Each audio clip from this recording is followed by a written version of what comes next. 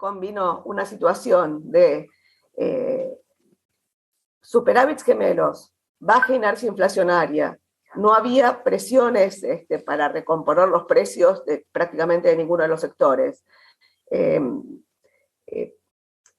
Una situación, digamos, un ordenamiento de la deuda y un mundo que de golpe empezó a ser extraordinariamente favorable a la Argentina. Los precios de los commodities, los precios de lo que producimos se multiplicaron por casi 4 en el pico, y además Argentina logró remover su principal rigidez, que era la frontera agrícola rígida. No solo lo que producíamos valía mucho más, sino que Argentina había logrado o había encontrado en el mundo en el que estábamos la posibilidad de aumentar la producción. La cosecha se había multiplicado por casi 4 desde que apareció la soja transgénica a mediados del 95. Básicamente el kirchnerismo optó por forzar el crecimiento de corto plazo. Crecimos a tasas chinas durante varios años. Ese crecimiento de tasas chinas estuvo forzado fundamentalmente por un cambio en la distribución del ingreso muy agresiva, salarios que le ganaban sistemáticamente a la inflación, una inflación anclada con tarifas que se mantuvieron congeladas. Al principio venían con colchón de la convertibilidad, después ese colchón fue de alguna forma desapareciendo, y la forma en la cual se compensaron fue con subsidios del Estado que hicieron desaparecer los superávits gemelos, pero al mismo tiempo con tasas de interés que eran negativas. Las tasas de interés eran la mitad de la tasa de inflación, con lo cual no construimos una moneda. La combinación de política fiscal, política monetaria y política de ingresos exageradamente expansivas permitieron una holgura desde el punto de vista de la política que, no digamos, que de alguna forma impulsaron el escenario. Argentina creció a tasas del 8% hasta el 2008 inclusive. 2009, con la crisis financiera internacional, Argentina entra en recesión igual que todo el mundo. 2010-2011, básicamente lo que se intenta es volver a forzar el crecimiento de corto plazo. El kirchnerismo había perdido la elección de 2009 con el 31% de los votos en la provincia de Buenos Aires. Néstor Kirchner era candidato. Y en 2010-2011, muerte de Néstor Kirchner en el medio, se vuelve a forzar la distribución del ingreso.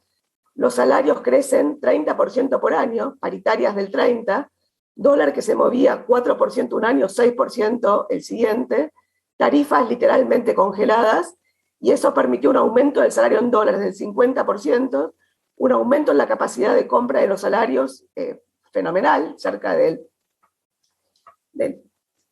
30% en 2 años. Eso permitió que Cristina Kirchner ganara la elección en 2011 con el 54% de los votos, y eso fue el final de los superávits gemelos y el final del crecimiento en Argentina. Argentina, a partir de 2012, entra en estancamiento, crece los años electorales, caen los no electorales, crece electorales, no caen, crece en 2013, en 2015 y en 2017, cae en 2012, en 2014, y a partir de 2018, cambio de gobierno, no la alcanza en 2015 para ganar la elección, cambia de gobierno. El gobierno de Macri tenía la posibilidad de apelar al endeudamiento para financiar una corrección gradual de los desequilibrios macroeconómicos que tenía la Argentina. El principal problema que tenía Macri cuando llegó es que tenía una distribución del ingreso que no era sostenible en el tiempo. Los números que hacíamos nosotros en ese momento era que los salarios, que la corrección tarifaria que vos requerías para volver a los niveles de 2001 era equivalente a una caída del 20% en la capacidad de compra de los salarios y un aumento en los costos equivalente al 20% sin tener en cuenta la corrección cambiaria que vos requerías a la salida del cepo. Ahora, el gobierno de Macri no tuvo una política consistente, no me voy a explayar, pero básicamente la forma en la cual se salió del cepo, la forma en la cual se corrigieron las tarifas, en vez de corregir los desequilibrios, los amplificó. Durante 2016 la economía cayó, durante 2017 se forzó el crecimiento de corto plazo, había que ganar la elección, se ganó la elección, y a partir de 2018 la combinación de una economía que ya no estaba desendeudada, con desequilibrios que no solamente se habían sostenido, sino que se habían amplificado. El superávit fiscal pasó de 3,8 puntos del PIB a casi 5 cuando uno le resta los ingresos del blanqueo, y el superávit, y el déficit externo pasó de 2,5 puntos del PIB a 5 puntos, 30.000 millones de dólares, de los cuales una tercera parte, 10.000 millones de dólares, estaba financiada con movimientos especulativos de corto plazo a una economía que había removido los controles de capitales.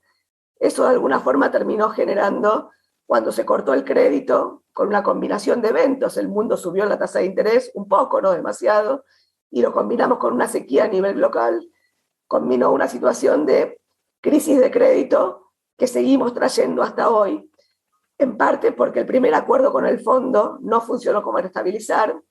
El segundo acuerdo con el fondo era bastante mejor que el primero en términos de marco macroeconómico de estabilización, pero un acuerdo inconsistente con querer ganar una elección. La estrategia política de Macri de competir con Cristina de alguna forma terminó siendo un boomerang que terminó en lo que vimos. El acuerdo con el fondo se rompe después de la derrota en las PASO por casi 15 puntos. El fondo se retira a cuarteles de invierno. No hubo transición con el gobierno actual. El gobierno actual, Alberto Fernández, gana, echa el Fondo Monetario de la Argentina. No hubo transición tampoco después de que se ganó la elección en octubre del 2019.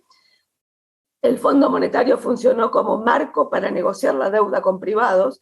Deuda con privados, después yo si quieren puedo mostrar algunos números, pero que no tenía detrás un problema de solvencia, tenía un problema de liquidez generado por el corte del crédito a la economía y en gran medida como contracara de la expectativa de que volvía el kirchnerismo. La renegociación de la deuda con privados duró mucho más tiempo del que se hubiera requerido. Que no haya habido un acuerdo con el fondo detrás, de alguna forma hizo que aún después de la reestructuración de la deuda, la tasa de interés de la deuda en dólares de Argentina siguiera estando en la zona del 20%. La pandemia rompió el intento de consolidación de las cuentas fiscales de arranque del gobierno actual. Se financió un desequilibrio fiscal con emisión monetaria de casi 7 puntos del PIB el año pasado, se emitieron 7 puntos del PIB. Eso de alguna forma rompió la herencia que había dejado Macri. Macri había dejado una economía, siquiera endeudada, pero con una cantidad de pesos en la economía que se había licuado como contracara de ese programa monetario tan restrictivo del gobierno de Macri. Lo que llamamos el overhang de pesos se había de alguna forma destruido, lo vuelven a regenerar y parados a hoy estamos de nuevo llegando a una elección después de la derrota de medio término del gobierno, sin acuerdo con el fondo, casi sin reservas en el Banco Central, con reservas para transitar hasta fin de año, pero sin reservas para seguir pagando, con vencimientos de la deuda con el fondo por 18.000 millones de dólares el año que viene, de los cuales 7.000 vencen en el primer trimestre del año que viene, y con una dinámica inflacionaria, para que uno ponga algunos números. El dólar valía 20 pesos en marzo de 2018, cuando se coordinó la corrida contra el peso. El dólar marginal hoy vale casi 200 pesos, 194 pesos el dólar CNEVI, el dólar más alto. El peso perdió el 90% de su valor en 4 años. La inercia inflacionaria está en la zona del 50, 3,5% el último mes, anualizado de 50, con una distorsión de precios relativos que vuelve a aparecer. Hay precios que este año subieron al doble que la inflación y precios que subieron, prácticamente se mantuvieron congelados, como las tarifas, presiones para recomponer tarifas, un desequilibrio fiscal que este año el presupuesto dice 4 puntos del PIB, 1,7 billones de pesos, nos creemos que va a dar un poco abajo, un presupuesto que el año que viene tiene una inercia inflacionaria en la zona del 33, con un dólar que se mueve 28%, que yo creo que es un presupuesto que es totalmente inverosímil. Es imposible corregir fiscalmente el año que viene, reduciendo la inflación, dado que la indexación del gasto previsional al pasado tiene un rezago de 6 meses y lo que consolidó de alguna forma las cuentas fiscales en los primeros meses de este año no te va a ayudar el año que viene. Sumado a eso de que no tenés ingresos de derechos de exportación adicionales por la soja, y no vas a tener el impuesto a la riqueza. Para que se den una idea, a principios de este año la soja llegó a valer $600 la tonelada, el petróleo valía $60, parados a hoy la soja vale $440 y el petróleo vale 83. La distorsión de precios que tenés requiere paradójicamente choquear los precios, lo cual te genera una distribución del ingreso muy regresiva para poder estabilizar las cuentas fiscales. A mi juicio no hay margen para poder corregir las cuentas fiscales si la inflación baja y estás en un brete donde requerís un acuerdo con el fondo, con un fondo que paradójicamente fue mutando en los últimos meses, que te exige pasar por el Congreso el acuerdo, hay una ley que te obliga a pasar por el Congreso ese acuerdo, no van a elevar al board un programa con el fondo que no está aprobado por el Congreso, y mi sensación es que estás paradójicamente en una situación donde el gobierno postergó el acuerdo con el fondo hasta después de las elecciones, y el día después de las elecciones no tiene margen político para negociarlo en el Congreso, y tiene un fondo monetario donde la política se fue corriendo. Primero porque el mundo post-pandemia fue cambiando, las dinámicas afuera son distintas. Segundo, porque la propia Georgieva, que era la aliada del gobierno, empieza a tener problemas políticos dentro del propio fondo. Pero de nuevo, estás parados en un brete donde el riesgo de correrte nuevamente del régimen inflacionario, pasaste de una inflación que en 2003 era del 3,6%, en 2006 era del 6%, a partir del 2007 y hasta 2015 se ubicaba en la zona del 20 y pico por ciento con un INDEC intervenido. En 2000, cada vez que corregías dólar y tarifas, la inflación saltaba al 40, pero volvía a la zona del 25. En 2018 y 2019 fue a la zona del 50. En 2020, con la pandemia, la inflación se moderó a la zona del 36, pero ya en los últimos meses había vuelto un ritmo del 4% mensual, en la zona del 60, y donde parados a hoy, este ritmo de inflación del 50 convive con tarifas que están congeladas y con un dólar que viene funcionando como ancla, se viene moviendo al 1% por mes, con lo cual, de nuevo digo, si uno tiene que decir algo es, paradójicamente, cuando tenés grados de libertad y la política tiene margen para tomar decisiones de largo plazo, sistemáticamente vuelve a tratar de forzar el corto plazo con la mirada puesta en la próxima elección. Lo hizo Cristina en 2011, macrocidio, lo volvió a hacer Cristina en 2015, no le alcanzó para ganar la elección, lo volvió a hacer Macri en 2017 y en 2019, y ahora lo volvemos a hacer con una elección de medio término, y en el medio el riesgo de cambiar de régimen inflacionario, yo no digo hiper, pero sí de cambiar de régimen inflacionario hasta la vuelta de la esquina, y la probabilidad de que tengamos un acuerdo con el fondo rápido para poder estabilizar, a mi juicio, están más lejos que cerca, requiere paradójicamente cooperación del gobierno y de la oposición, y hoy, literalmente, vuelvo a usar la palabra del principio, tenés un despelote dentro de la propia coalición de gobierno, y tenés una oposición que paradójicamente está esperando sentada que al gobierno de alguna forma le vaya mal, y tenés 2 años por delante de un gobierno que bueno, que de nuevo, digamos, es difícil pensar, digamos, cómo se va a estabilizar la macroeconomía si no se estabiliza la política, y es difícil pensar en una estabilización de la política después del resultado electoral que tuvimos en las PASO y que probablemente se replique en noviembre. Paro acá y nada, si quieren después miramos algunos gráficos. ¿Sí? Perdón por la voz. Bueno, muchas gracias, Marina. Acá creo que se aplica aquello de no se le agarre con el mensajero, porque la culpa no es de Marina, de todo lo que dijo. Antes de darle la palabra a Jorge, pido que el que quiera hacer preguntas o alguna intervención posterior se vaya anotando vía chat para poder dar la palabra ordenadamente. Y entonces le damos la palabra a Jorge Zarghini para continuar con el encuentro. Adelante, Jorge, muchas gracias. Bueno, gracias a ustedes. Gracias a ustedes por invitarme, por permitirme hacer algunas reflexiones juntos. Es un gusto enorme compartir además esta charla con Marina, a quien sigo mucho y con quien es muy difícil no coincidir en este diagnóstico que ha hecho respecto de cómo hemos llegado hasta aquí y dónde estamos parados.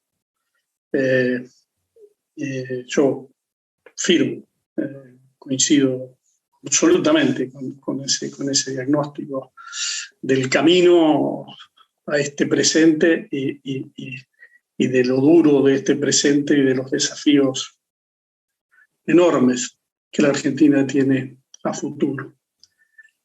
Yo paradójicamente, quizá por el lugar de donde hoy, por una responsabilidad institucional, me obliga a mirar la realidad, y compartiendo la definición de presupuesto inverosímil que ha hecho Marina, voy a usar el presupuesto para hacer algunas reflexiones.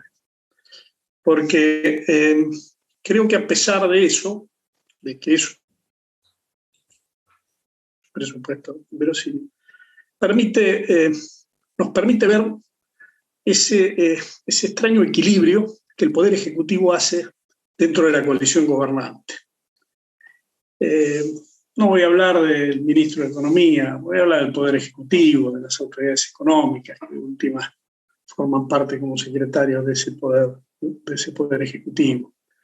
Es un presupuesto que intenta decirle al Instituto Patria que no hay ajuste y que intenta decirle al Fondo Monetario Internacional que hemos iniciado, el país ha iniciado, este gobierno ha iniciado, una suerte de camino de sustentabilidad en el plano de lo fiscal, que hasta podría mostrarlo con los números del 2001, el presente, el presupuesto presente, contradiciendo esa falacia con la que las autoridades económicas trataron de explicar ante las críticas iniciales después de las PASO, de que no había ajuste fiscal en términos de reducción del déficit previsto,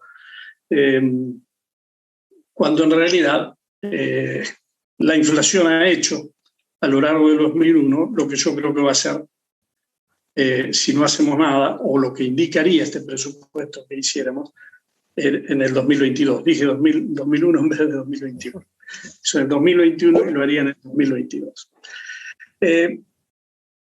Lo raro es que precisamente esa posición de quedar bien con Dios y con el diablo, esa suerte de equilibrio extraño, inestable, donde trata de ponerse el Ejecutivo dentro de esta coalición de gobierno, traería como consecuencia que la ejecución de este presupuesto, en caso de ser aprobado como está, delegaría el ajuste en el mercado a través de la inflación y no le serviría para sentarse seriamente a hacer un acuerdo con el fondo.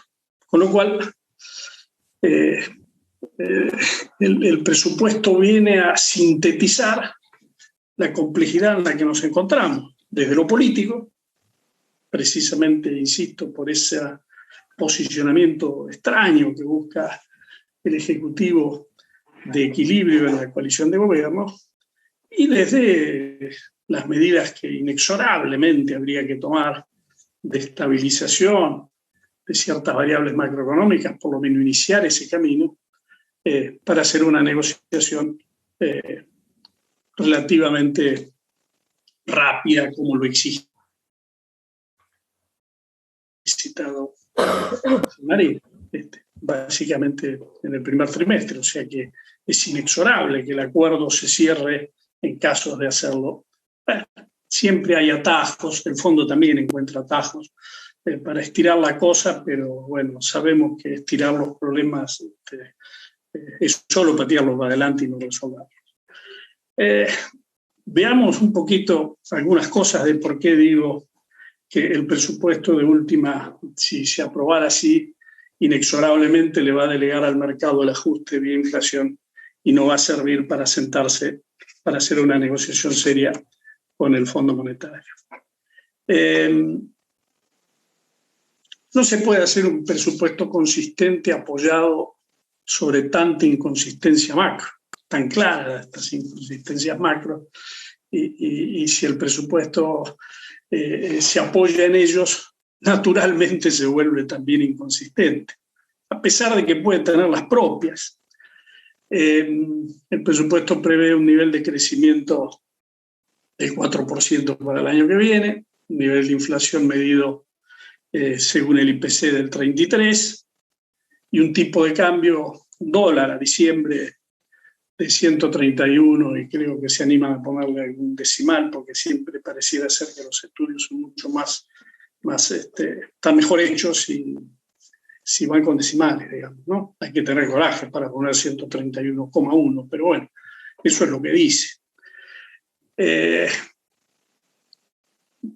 Son las tres variables, todas las variables macroeconómicas naturalmente tienen una fuerte implicancia y sus proyecciones deberían ser rigurosas a la hora de confeccionar un presupuesto. Pero yo me quedo con estas tres porque entiendo que son las más determinantes, las más relevantes y las que más pueden distorsionar.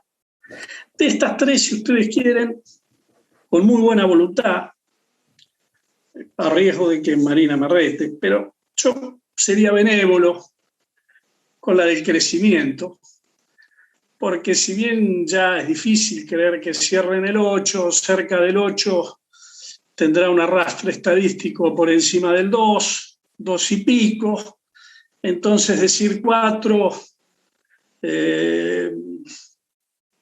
no creo que termine siendo 4, pero la distorsión que genera en el presupuesto nuestro, en otras variables, ese posible 4 o esa cercanía al 4, yo diría dentro de todo es la menos distorsiva. Aunque, insisto, hay que ser muy bondadoso para aceptar el 8, hay que ser muy bondadoso que además del derrame estadístico haya algún crecimiento real por encima de ello. Sin duda la más distorsiva es la inflación. Sin duda la inflación vuelve inverosímil todos los números que el presupuesto contiene. Sin duda, el cálculo de inflación en un presupuesto que se aprueba, se hace un cálculo de recursos nominal y se aprueba autorización de gastos nominales, cuando la inflación no se le parece la real a la efectivamente ocurrida, naturalmente esos números se vuelven absolutamente relativos. En esto yo quiero hacer una simple aclaración, quizá por sesgo profesional o por alguna cosa que me ha tocado en la vida. Yo igual no miro con mucha atención los números de las planillas, aún con un acertado cálculo inflacionario. Porque si uno con detenimiento empieza a analizar las funciones que el subsecretario de presupuesto tiene, el subsecretario de presupuesto tiene, el secretario de Hacienda tiene, y todo el mecanismo de ejecución del presupuesto vía autorización de cuotas y donde manda la caja, ya así se vuelven bastante relativas las planillas. Se lo dice quien fue secretario de Hacienda poquito más de un año. Y no violando nada. Por lo tanto, yo hay veces cuando se discuten las planillas en el presupuesto y se quedan con la columna 2 de la planilla 123, me parece que se corre el riesgo de perder de vista lo principal. Obviamente, la desfiguración total se llegó en el momento de que estaban a pleno los superpoderes que, sumado a los DNU, permitían que los superpoderes modificaran lo que el Congreso aprobaba y los DNU agregaran todos los gastos que quisieran por encima de los recursos subestimados, digamos. Allí se llegó a... Bueno, los superpoderes han sido limitados con el tiempo sin llegar a ser eliminados y el segundo forma de formarlo vía DNU sigue vigente. Hago esta aclaración porque digo, las planillas se vuelven relativos cuando la inflación distorsiona, pero tienen cierta relatividad en todo momento. Yo atiendo más al articulado que a las planillas. ¿Por qué el presupuesto nos permite ver esa suerte de equilibrio extraño al que yo hacía referencia? De la política, pero que naturalmente termina influyendo en la política económica y en la confección de este presupuesto. Yo creo que este presupuesto lo muestra con bastante claridad. Si uno lee el mensaje, encuentra por qué son optimistas con el crecimiento y con la inflación. Yo no creo que esta sea la visión académica de las máximas autoridades económicas que vienen de allí, pero bueno, responden a la necesidad de quedar bien con unos y con otros. Claramente en el mensaje de exposición se menciona como causas de la inflación el shock de precios internacionales y el reacomodamiento de precios internos producto de la mejora de la economía y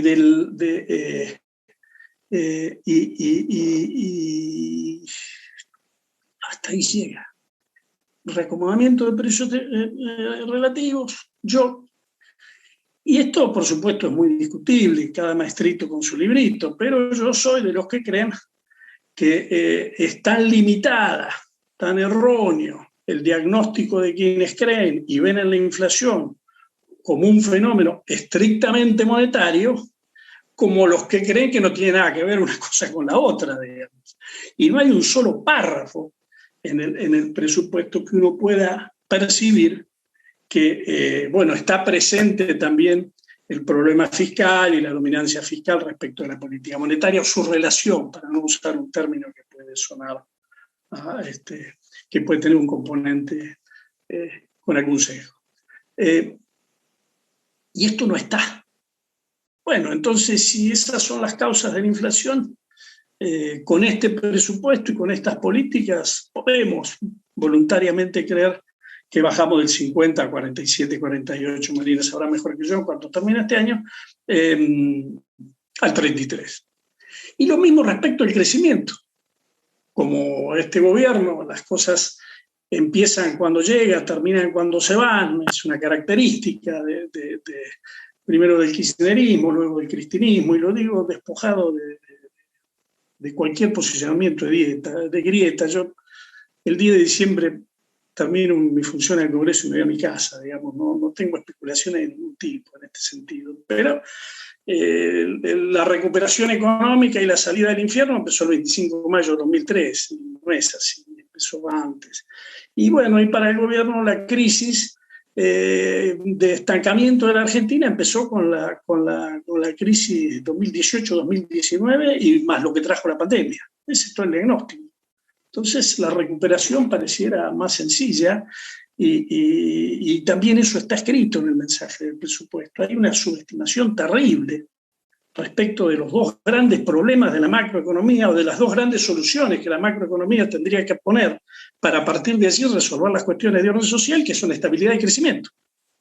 Bueno, sobre estos dos aspectos hay un problema de diagnóstico y a partir de ahí surgen estas inconsistencias que están en la macro y que se trasladan. El presupuesto tiene lo propio. Vamos a hacer un ejercicio de abstracción, solo una hipótesis, primero de lo que se está diciendo y se está haciendo, se está anunciando más que haciendo, en estos momentos electorales. No porque yo crea que está bien decir y hacer cualquier cosa en tiempos electorales, sino porque se hace. También la exposición de recién, con mucha claridad, la escuchamos a Marina, decía, lo hizo fulano, lo hizo Mengano y lo hizo el que siguió, digamos, lo hizo el...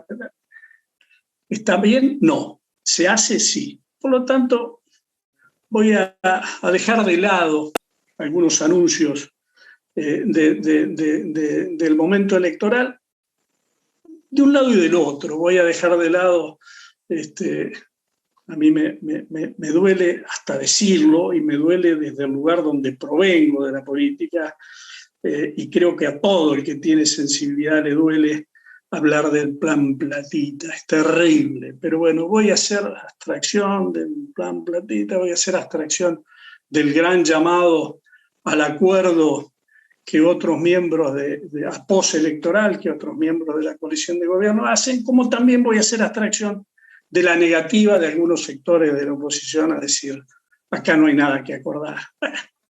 si no hemos estado dialogando antes, si no hemos podido hacer sesiones en el Congreso porque no nos poníamos de acuerdo de cómo funcionar, si la última sesión del Congreso fue el 1 de julio, y vamos a dialogar en 20 días antes de las elecciones.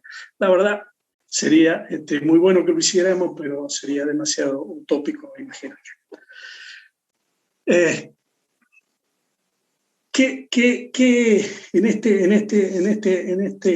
esta abstracción, digo, de cosas que podrían empeorar, no tanto de lo fiscal, porque algunas cosas son más costos, tienen más costos respecto a la desconfianza que generan y agregan que desde el punto de vista del costo fiscal específicamente. Pero vamos a hacer por un momento de que el presupuesto mínimamente se cumple. Por lo menos se cumple en términos de resultado. El déficit se aproxima al que el presupuesto prevé. Si así fuera, sabiendo que es una hipótesis muy audaz, pero si así fuera, este presupuesto no cierra por el lado del financiamiento. De ninguna manera cierra por el lado del financiamiento. Tiene como fuentes, tiene como instrumentos de financiamiento los tradicionales. Y no necesariamente por solo los tradicionales son los que podemos usar o el gobierno podrá usar con tanta facilidad. Naturalmente prevé un rollover, prevé que todos los vencimientos, todos los servicios de la deuda se renovarán, ya sea interés, capital. Obviamente prevé que hay un acuerdo con el fondo, por lo tanto, allá abajo de la línea no se encuentran los vencimientos ni con el fondo ni con el Club de París. Además prevé una colocación importante, dada la actual situación de deuda en el mercado doméstico, con sus distintas variantes, incluyendo el intrasector público. Prevé ni más ni menos que 12.000 millones de dólares netos de ingreso de organismos internacionales, sin hacer ninguna explicación en ningún lugar del presupuesto y de su mensaje de dónde y cómo esto sería posible. Y después prevé una emisión de un billón, unos 0,8 billón de pesos, que tendría en todas las condiciones, ceteris paribus, diría un economista, yo no lo soy, dos restricciones fuertes. Una, la que impone el propio Banco Central respecto del límite para financiar el Tesoro, porque en esta oportunidad no se prevé girar utilidades.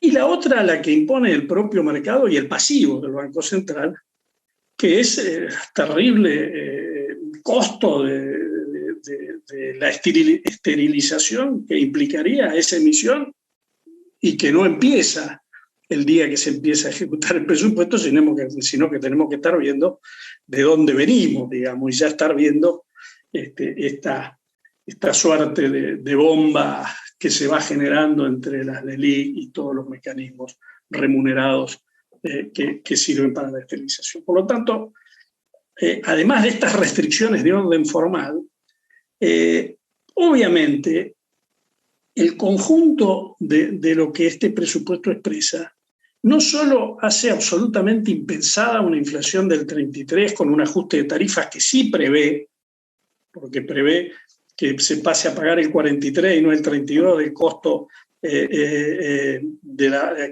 costo mayorista con la tarifa, y que prevé reducir un 10% en términos nominales el subsidio a Camesa, con una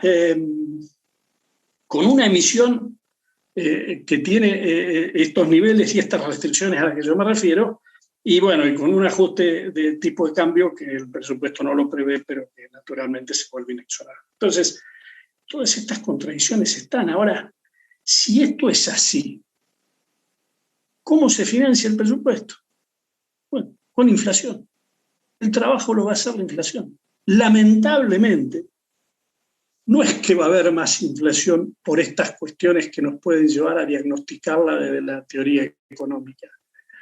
Va a ser necesaria, y esto es lo grave. Va a tener que hacer el mismo trabajo que hizo en el 2021. En el 2021 no se preveía el ajuste que se dio en relación al distinto comportamiento que tuvieron los ingresos, más allá de algunos ingresos extraordinarios, saco los D y saco el impuesto a las grandes fortunas. La inflación aumenta los recursos en términos nominales y permite el ajuste del gasto en términos reales, y particularmente un componente del gasto como es el sistema previsional, que con inflación en alza por el mecanismo de ajuste y los retrasos, naturalmente se licúa, y es lo que ha pasado este año, digamos. Hay que tener coraje para decir que nada se ha ajustado cuando ha habido una caída en términos reales importante. La oficina del presupuesto habla del 17% en el gasto de seguridad social.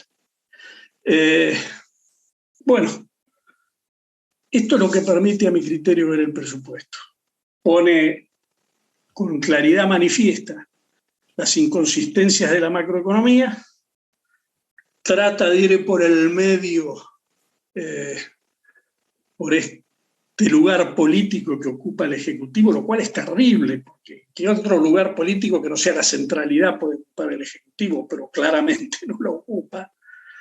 Y plantea un panorama muy difícil para algo que es inexorable, que es el cierre de un acuerdo con el Fondo Monetario Internacional. ¿Qué puede suceder? Me invitaron a una charla donde en el título también está perspectiva, y no quiero ser tan poco amable con ustedes, digamos, pero debería decir, no sé qué va a suceder, no sé cuáles son las perspectivas. Está claro que están abiertas todas las posibilidades. Está claro que que existe la posibilidad de ir a una suerte de radicalización que no haga más que repetir de manera amplificada aquellas políticas que caracterizaron al segundo gobierno de Cristina Fernández de Kirchner, que fue el peor gobierno de los 3 gobiernos de los Kirchner. Y algo de eso hay. Secretario de Comercio Interior, precios, ley de abastecimiento, CEPO. Ese es un riesgo de ir más sobre ese tipo de políticas. Yo en esto, quizá por pertenecer y por estar sobre el final de mi etapa de pertenencia a la política, tengo que abrir la puerta a una expectativa más optimista. Que este empate eterno nos lleve de alguna manera, y que la fuerza de la realidad nos lleve de alguna manera a darnos cuenta que si no se inicia un camino de estabilización primero para generar las condiciones de más largo aliento, para encontrar un patrón de crecimiento, todo eso que en el largo plazo me parece tan lejano con tanta inestabilidad presente, pero si no se inicia ese camino, no hay ganadores. Quiero pensar que quienes tienen 2 años de gobierno por delante y quienes imaginan que tienen una perspectiva de gobierno dentro de 2, no van a encontrar mejor camino que empezar por lo menos a torcer esta curva de decadencia y a encontrar un principio de camino de soluciones a los problemas. Principio de camino. Yo nunca le pedí a este gobierno, y voy cerrando con esto, que hiciera las cosas ignorando su punto de partida, y nunca se lo pedí ignorando lo que significa tener que gobernar en medio de una pandemia, o la incertidumbre que trajo de movida y sin hacer juicio de valor, si la incertidumbre se agrandó por un mal manejo. Yo no soy sanitarista, poco podría dar recomendaciones en ese sentido, sí, todo indicaría que se podían haber hecho las cosas mejor, pero no ignoro esas dos cosas. No le he pedido jamás en mis debates en el Congreso y en mis posiciones antes de votar algo que resolviera las cosas como si hubiese recibido una hermosa herencia y como si gobernar en pandemia fuera gobernar en situaciones normales. Pero el tema son las señales que generan la expectativa para el post. Y si yo me tuviera que basar en las señales para el post, no tengo razones para ser optimista. Quiero creer que la política en algún momento, producto de la necesidad, de la urgencia y hasta de la mezquindad que siempre está presente en quienes gobiernan y quienes pretenden gobernar, busquen un punto de acuerdo. Tiraría un tema solo para la reflexión. Para mí es muy difícil avanzar en una estabilidad macro sin abordar la problemática fiscal, y veamos la historia de 30 y pico de años para atrás. Y sin abordar la problemática fiscal, y abordar la problemática fiscal sin mirar lo que está pasando en nuestra economía con el altísimo nivel de informalidad que tiene, me parece que es dejar de lado uno de los talones de Aquiles. ¿Cómo cerrar la problemática, el terrible déficit de nuestro sistema previsional, si casi algo más del 40%, yo no tengo la precisión del número, de los trabajadores privados están en la informalidad? ¿Cómo cerrarlo por el lado de los recursos? Si habría que ir hacia una reforma tributaria basada en la eficiencia y en la equidad, pero que el resultado final tendría que ser una baja de presión tributaria en los que hoy tributan y en el medio del déficit. Lo que no se puede por precio hay que hacerlo por cantidad. Hay que agrandar la masa de aportantes. Si esto no es ni el decreto, y no le quito precio, digamos, algo ayudará, ni el decreto que firmó el presidente el otro día, ni la ley Massa. Es un tema más profundo. Obviamente nada se puede hacer en una economía que nos recupere las posibilidades de crecer con estabilidad, porque hay que ir a las causas de por qué tenemos ese nivel de informalidad. No se va a resolver con algún parche de corto plazo, pero creo que hay que incorporar definitivamente en el debate la problemática que a la macro y al tema fiscal le agrega a la economía argentina el altísimo nivel de informalidad que naturalmente se ha agravado con esta pandemia, no solo aquí, sino en el mundo. Bueno, muchas gracias. Paro aquí y obviamente quedo a disposición de toda consulta. Muchas gracias, Jorge. El título de hoy, como dijo Jorge recién, era Perspectivas y Dilemas. Hasta ahora me parece que hay más dilemas que perspectivas.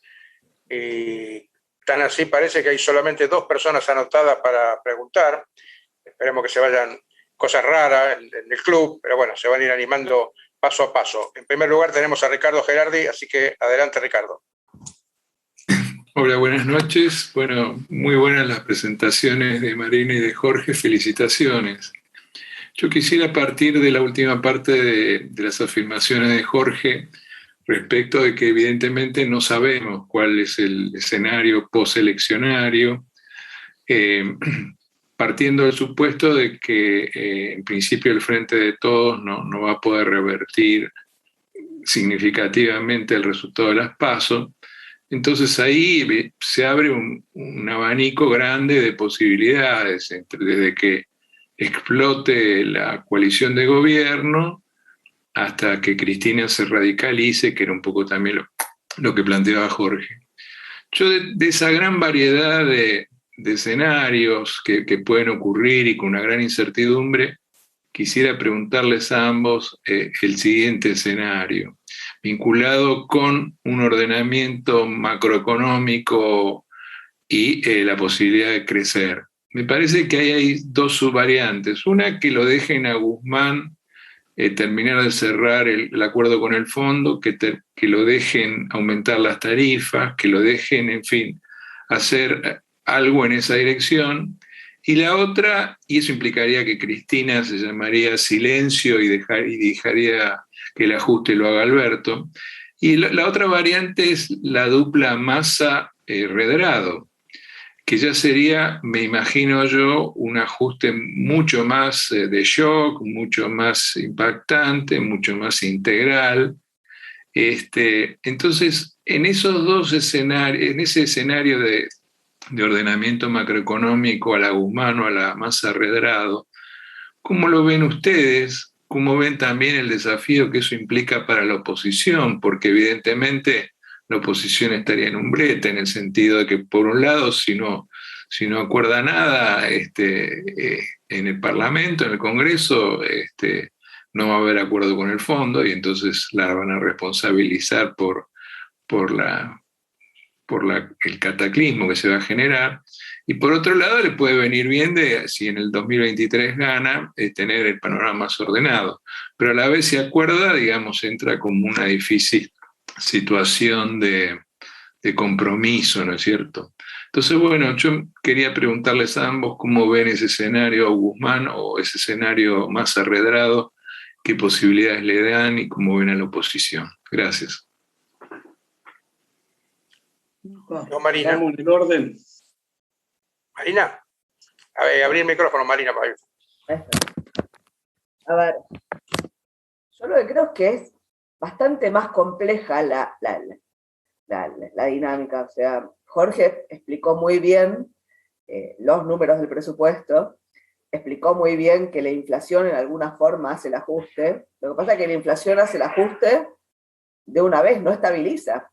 O sea, dejar las variables que vayan solas no estabiliza, te lleva a un escenario de inflación más alta y partiendo de los niveles de nominalidad que tenés y de brecha que tenés, te lleva a un terreno muy inestable políticamente. Entonces, lo primero que diría es, el presupuesto lo que tiene detrás, después discutimos la nominalidad, o sea, los tres números que decía Jorge, el crecimiento, la inflación y el dólar, pero tiene conceptualmente un ajuste gradual. O sea, tiene conceptualmente la lógica de que el déficit fiscal lo corregís en forma gradual. Y tiene la lógica detrás de que el Fondo Monetario te va a dejar corregir en forma gradual el déficit y te va a refinanciar los vencimientos y te va a dar financiamiento adicional para manejar tu programa financiero. Yo creo que ese escenario no existe. O sea, yo hablando con el staff del fondo te dice tres cosas. Lo primero que te dice es, el staff, digo, no es la política, es el staff, pero la política está complejizada en el fondo, ¿no? Digo, Georgieva está con... Lo primero que te dicen es, el gradualismo está bien, podemos estar de acuerdo con el gradualismo, pero consigan financiamiento. El financiamiento no está, con lo cual el gradualismo no está bien. Lo primero. Lo segundo que te dicen es, el programa tiene que pasar por el Congreso, no vamos a elevar ningún programa al board del fondo que no haya sido aprobado por el Congreso, con lo cual te es un problemón en términos de tiempos. Digo, porque de nuevo, digo, el 10 de diciembre a priori cambia el Congreso, si cambia el Congreso en función de lo que pasó en septiembre, el gobierno pierde las mayorías, y después tenés un periodo, digamos, donde entre el 15 de diciembre y el 15 de enero el gobierno americano está cerrado, con lo cual, y tenés la concentración de vencimientos en los primeros meses del año que viene. Entonces es un tema de cómo lo implementás, aún teniendo a Gardel implementándolo. O sea, hay un problema de tiempos. El fondo tiene alguna línea de financiamiento rápida, que es la que eventualmente te podría evitar entrar en cesación de pagos. A priori no aplica para la Argentina, a priori estás tratando, o sea, el MINSA está tratando de descubrir la pólvora, digamos, y de cambiar la ingeniería financiera internacional cuando tenemos un despelote en la Argentina. Lo tercero que te dice el fondo es, mirá, los países no entran en default, los países entran en atraso, ellos lo llaman overdue. El problema es que los atrasos es complicadísimo salir, porque para salir de los atrasos tenés que conseguir un esquema de refinanciación de los atrasos, querés que alguien te ponga la plata. ¿Quién te pone la plata? No queda demasiado claro. Con lo cual no deberías entrar a atrasos. Ahora, el principal problema que tenés es que el programa que vos requerís requiere un componente de ajuste de shock y un componente sorpresa. más parecido a lo que fue eventualmente el Plan Austral, que fue un programa de shock con una nominalidad de partida mucho más alta. Pero de nuevo, el ajuste te lo hace la inflación, pero la inflación sola no te ajusta.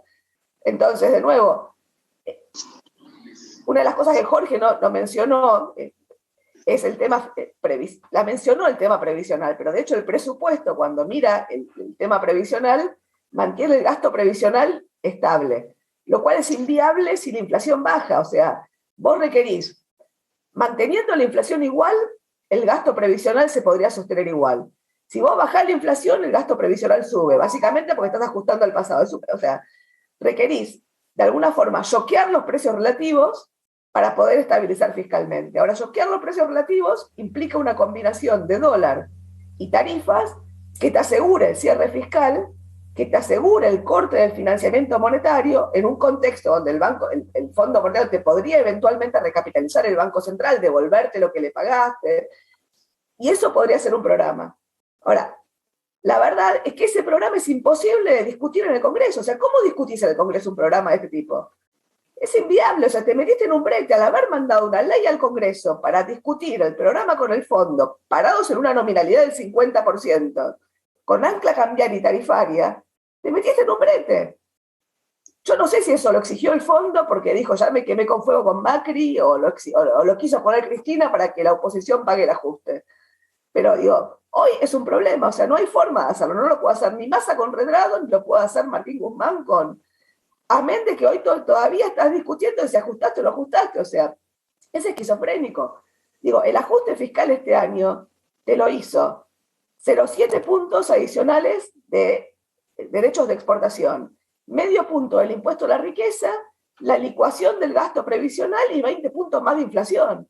Ese fue el ajuste. Pero además era obvio que iba a haber un ajuste después de la pandemia.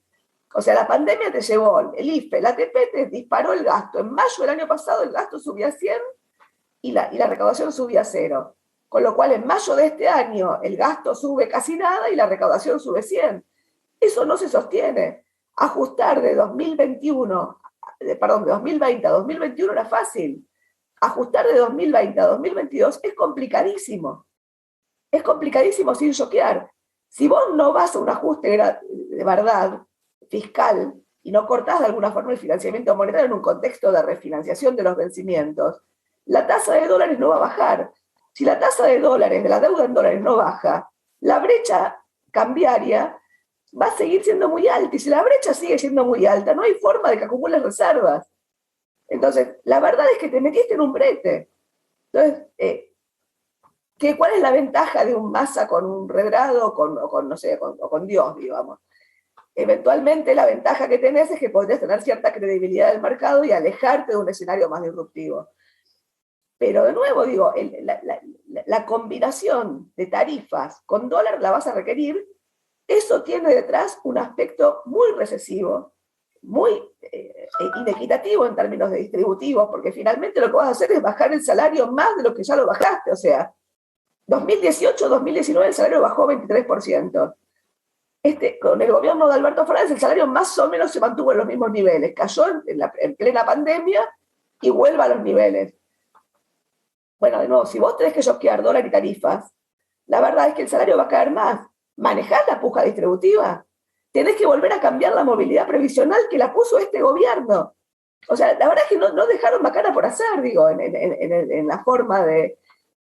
con lo cual requerís sí o sí, primero, determinación política, y vas a requerir algún grado de acuerdo con la oposición. Yo lo que no veo es ordenamiento en el gobierno, no veo ordenamiento en la oposición, porque digo, Larreta, que hoy parece la esperanza blanca, de golpe habla, digamos, de la necesidad de gobernar con el 70%, y uno dice, bueno, por fin alguien que piensa que la única forma de gobernar la Argentina es por el centro. Pero la verdad es que si intenta dar algún caudal político para hacer el ajuste de este gobierno, la verdad es que va a perder espacio dentro de su propio espacio político. Y el fondo es un problema adicional. O sea, en el mundo post-pandemia no es la misma discusión con el fondo que la que hubieras tenido el año pasado, ni la que vas a tener dentro de 6 meses. Con lo cual, insisto, o sea, requerís cierto grado de cooperación entre los 3 actores, fondo, oposición y gobierno, donde en vez de tener grupos de jugadores, jugadores con autonomía. Hoy tenés grupos de jugadores donde cada uno está dirimiendo sus propias internas. La cooperación pareciera que está lo más lejos posible, y vos mismo lo dijiste. Dijiste, bueno, la oposición va a esperar que le ajuste a este gobierno y llegar para estabilizar. Bueno, son 2 años horribles. Y en términos de caudal social, la verdad es que uno debería encontrar algún mecanismo de cooperación que no sea ese, pero yo no lo veo. Bueno, gracias. Vamos a pedir para dar espacio a más participantes preguntas cortas y respuestas igualmente conceptuosas, pero si es posible un poco más resumidas. Gracias, y no sé si Jorge agrega algo a o pasamos al siguiente. No, solo para resumir y ahorrar tiempo. Primero, no pueden no permitirme la licencia de saludar a Ricardo Gerardi, a que le tengo un enorme aprecio y hace años que no veo, y bueno, de última esta es una buena oportunidad.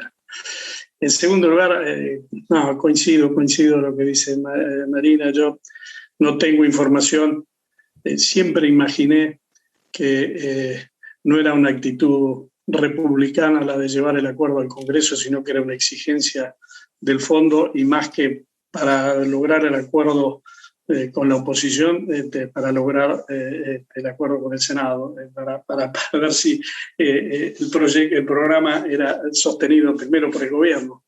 Y ahí creo que está el nudo de la cuestión. Si no hay un acuerdo político, el acuerdo político primero empieza por el acuerdo adentro del oficialismo, que yo no lo veo. Por algo he hecho mi exposición diciendo que el Ejecutivo busca ahí un extraño equilibrio, porque no hay una visión unificada, y no necesita que sea unificada. Lo que hay es fuertes contradicciones sobre cuál es el rumbo a futuro a tomar. El primero, un acuerdo dentro de la coalición de gobierno, luego un acuerdo de la coalición de gobierno con la oposición, y a partir de allí la convocatoria al resto de las fuerzas sociales para generar un piso de credibilidad, un diagnóstico común y un inicio de un camino de salida. Eso es el punto de partida, que está lejísimo, pero si no se empieza por allí, no hay política económica, no hay ministro de Economía, no hay equipo que le haga el oído a nadie que sabe cómo hacer las cosas. Empieza por la política, empieza por el oficialismo, continúa por el oficialismo y la oposición, y a partir de allí se podría torcer la curva. Gracias. Carlos Gervasoni tiene la palabra. Adelante, Carlos. Gracias, Horacio. ¿Se me escucha bien? Perfecto. Gracias, y gracias a los expositores. Realmente muy, muy interesantes las dos exposiciones, y muy, diría yo, pesimistas en la tónica que yo esperaba, por lo menos antes de estas charlas. Mis propios análisis por el lado más político van para el lado de lo que ustedes expusieron, y siento que mi pegunta va a decir que podemos asumir que los 2 años que vienen van a ser malos en el mejor de los casos y con crisis en el peor de los casos, ¿no? Yo voy a hacer mi pregunta desde ese supuesto. Ojalá me equivoque, pero voy a asumir que van a ser 2 años muy malos políticos y económicos para la Argentina, en el mejor de los casos, y en el peor de los casos vamos a tener una gran crisis de las que la Argentina de vez en cuando tiene. Si esto es el caso, el siguiente momento de reconstrucción de un gobierno y de una estrategia de estabilización y desarrollo económico vendría en el 2023 con algún gobierno que no sabemos quién va a ser. Pero yo personalmente quedé muy impresionado en el gobierno de Cambiemos por algo que no pasó. En el gobierno de Cambiemos yo interpreto, y ustedes me corregirán, que algo que no pasó fue que hubiera un crecimiento de la inversión privada. Y era algo que uno podía esperar, era algo que los funcionarios del gobierno de Cambiemos esperaban, que era que por el propio hecho de que llegara un gobierno diferente, más amigable con el mercado, con intenciones de corregir desequilibrios macroeconómicos, que como ustedes expusieron quizás no fueron corregidos, pero por lo menos esa era la intención, eso iba a desatar una ola de inversiones como quizás hubo en la primera mitad de los 90 en la Argentina, cuando apareció un gobierno con otro programa y otra idea, y más pro-mercado, por decirlo así. Y yo, por lo que veo en las estadísticas macroeconómicas y en la realidad, la verdad es que el nivel de inversión privada en esos 4 años de Cambiemos sí, continuó bajo. No sé si fue mucho más alto, un poco más alto, un poco más bajo que antes, pero continuó bajo, ¿no? Entonces, la pregunta en concreto es, primero asumiendo que todo lo que acabo de decir es verdad, ¿qué perspectiva de retorno de la inversión privada puede haber en el 2023? Pensando que lo que pasó en Conviemos, acabo en mi interpretación y la pregunta, me interesa si ustedes comparten esta interpretación y si no, que me digan cuál tienen, de por qué no creció la inversión en esos 4 años. Entonces, mi interpretación es que el mercado entiende que en cualquier momento vuelve el populismo. El mercado entiende, y tuvieron razón, que hundir capital en la Argentina, invertir en la Argentina, es altísimamente riesgoso, fuera de las cosas estructurales, de los desequilibrios, de las leyes laborales o lo que fuera, porque en cualquier momento viene otro gobierno y te cambia las reglas del juego, te pone un impuesto a la riqueza, te impide repatriar ganancias o lo que fuera, y entonces no importa que es un gobierno favorable a la inversión, por las dudas no invertimos. Y yo entiendo que en el 2023 esto va a volver a pasar, venga quien venga, por más inversión que sea, ¿no? Entonces, querría preguntarle a los dos si comparten esta visión y en caso de que sí o que no, que digan si ven una salida a esto o si no es así, que me den la visión que ustedes tienen, ¿no? Muchas gracias.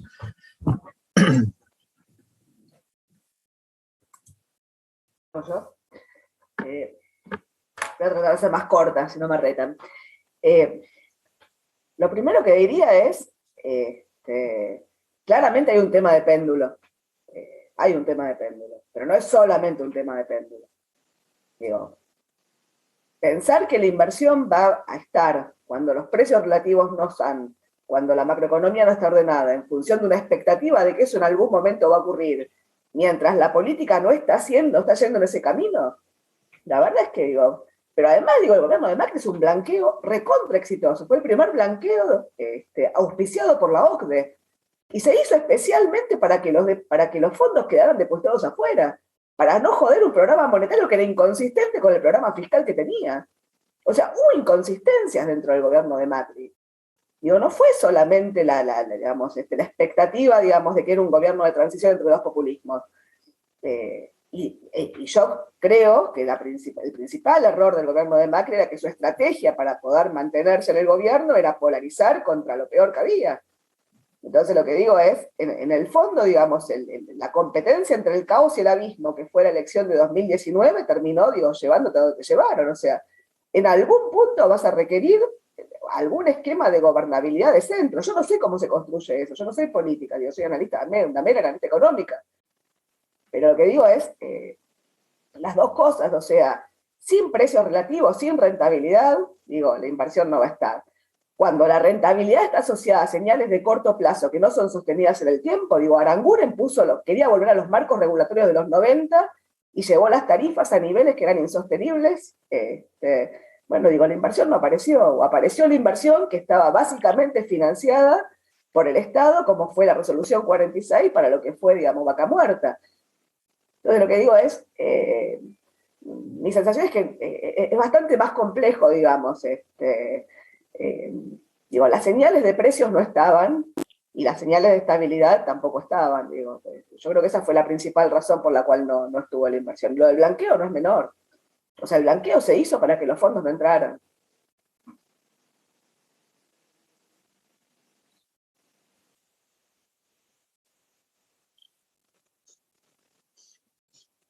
Jorge, o si no... Digo yo. Yo me convertí en un militante antigrieta porque me convencí que lo peor que le podía pasar a la política era eso, y que mientras fuera tan eficiente para uno y otros extremos de la grieta desde el punto de vista electoral, solo iban a postergar los mínimos acuerdos que hacen falta para ordenar y generar expectativa de que ese orden tiene sustento en el tiempo. Si soy consecuente con ese pensamiento, vuelvo al principio, o hay un gran acuerdo o no hay salida, o no hay salida. Si sigue esta cuestión pendular, es cierto lo que has dicho, Carlos, la inversión no llega ni con uno ni con otros, porque es fácil echarle la culpa a los populismos. Entonces, cuando no gobiernan los populismos, igual la inversión no llega porque el populismo va a volver. Si el no populismo gobierna y hace las cosas bien y aprovecha los momentos para generar los grandes acuerdos, la expectativa de que vuelvan los populismos se achica.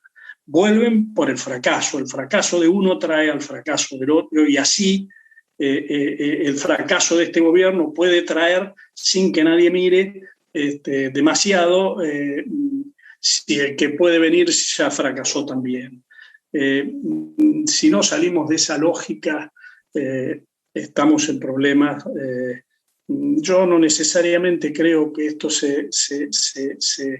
las alternativas sean o iniciamos el camino del acuerdo y las soluciones o la crisis. Hay crisis que no terminan de manifestarse y son terribles y lleva a largas decadencias con degradación acumulativa que nadie, absolutamente nadie puede saber cuánto resiste desde lo económico o cuánto resiste desde lo social ese camino de decadencia. Pero habrá inversiones, habrá posibilidades de crecer de manera sostenida en el tiempo y generar empleo genuino, y se recuperará cierta estabilidad y cierta expectativa de futuro el día que en la Argentina haya acuerdo del 70% de la población, por decirlo de alguna manera, y de una dirigencia que represente, sin ser lo mismo, la base de sustentación de ese 70% de la población. Con grieta no hay salida. Clarísimo. Y a continuación, Cacho. Adelante, Cacho, por favor, abrí el micrófono. Sí, bueno, Carlos Gervasoni me ganó de mano casi todo lo que yo quería preguntar, ya lo acaba de preguntar. Pero quiero hacer con todo estas reflexiones que realmente me tienen preocupado. ¿Qué es lo que puede hacer que yo tenga ganas de invertir en Argentina? Es decir, ¿cómo voy a cambiar? Como tengo 82 años, le digo a mis nietos, que guarda, si llegas a invertir te mato, me levanto de la tumba y te voy a pegar. Es decir, ¿cuándo les puedo decir una cosa distinta? Y miro por alrededor en el barrio, y estoy en Belgrano, por Cabildo y Aguilar, cerca de Cabildo y Federico Lacroce, veo un montón de obras, pero un montón, cada manzana hay 2 o 3 edificios, 2 o 3 grúas, todo el barrio de Belgrano, donde hay un terreno, están haciendo una obra. Y bueno, me agarré a dos que tenían cara de arquitecto, dueño, y le pregunto, ¿quién? ¿Por qué? ¿Por qué? Y entonces dice, bueno, apostar unas monedas. En este momento la construcción está barata, es cierto, en dólares todavía con este sueldo de los albañiles, todavía siguen a dólar oficial, entonces el costo de la construcción está barato, y entonces se juegan unos pesos, se juegan un porcentaje del capital, y con un mínimo de porcentaje pueden hacerlo. Pero es lo único que está pasando, y lo que es peor es que nadie sueña, salvo el agro, ¿no? Y salvo estas construcciones que son para más o menos vivienda de lujos o para algo más o menos parecido, otra cosa no se invierte. Y ahora quiero agregar un temita más. Mi papá era un obrero carpintero, ¿no? Se jubiló, se anotó como obrero, se jubiló, ¿no?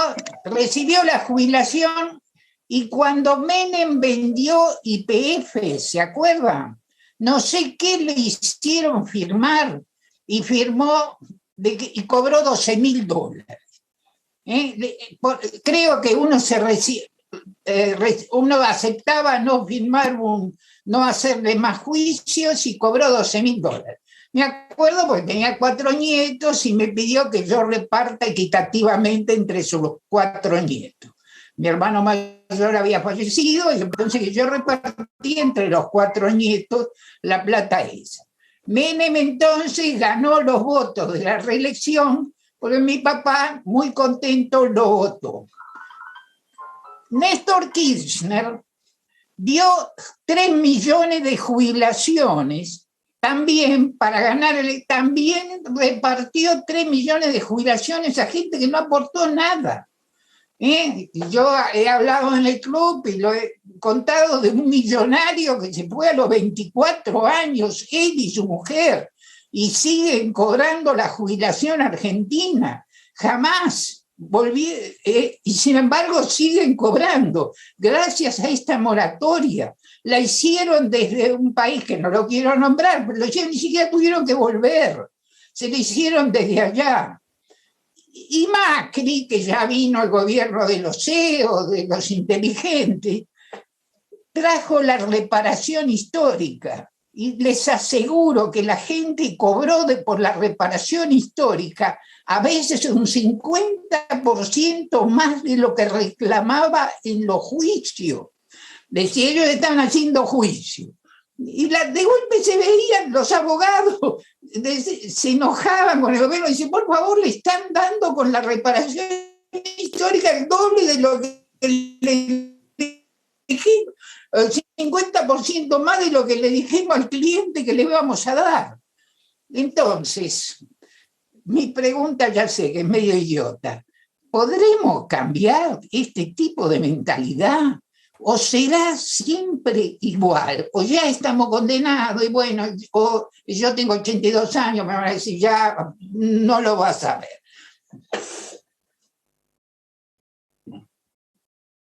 No, ya está. Ya. Bueno, luego de este desahogo, a ver quién quiere. No, lo primero con la inversión, paradójicamente la inversión este año está subiendo y no poco. Pero está subiendo y no poco básicamente porque hay un excedente de pesos en la economía y hay búsquedas para sacarse los pesos de encima. Sí. Una forma de sacarse los pesos de encima es la construcción, que estaba barata cuando la brecha se disparó, ahora está menos barata.